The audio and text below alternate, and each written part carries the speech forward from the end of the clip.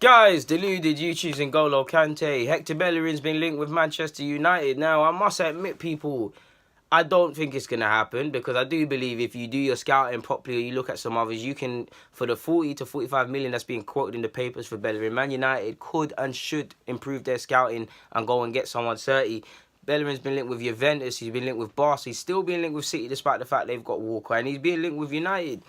I don't think it will happen, but we didn't think Alexis to United would happen. So, by that logic, the clubs are dealing with each other. I know they gave us Welbs in that, but the clubs will deal with each other, and rivals are clearly dealing with each other. So, at least Arsenal and Chelsea. Chelsea selling players to whoever. Matic went to United. Arsenal selling whether it's Giroud, whether Alexis for free. We'll give whatever to anyone. Oxford to Liverpool. We're dealing in it, so it definitely could happen. Bellerin, if he was to join there, for me, he'd definitely improve defensively, purely because United are better defensively than us. Jose's more defensively minded, so he'd improve defensively. Will he bring you up to the player you want to be as much as if you went to go and play for Pep? No, but defensively you'd improve because you'd have no choice not to.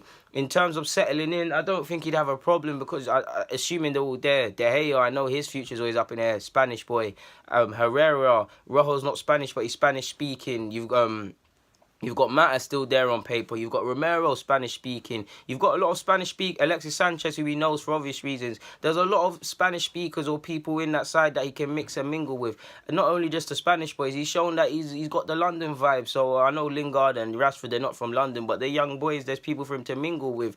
Valencia has been a decent servant, but there's going to be a time they're going to replace him. So they've needed to look for that for years, to be honest with you. He's 32, 33. There will be a time where he needs to call it a day, and they were hoping Darmian would be 30, but it hasn't.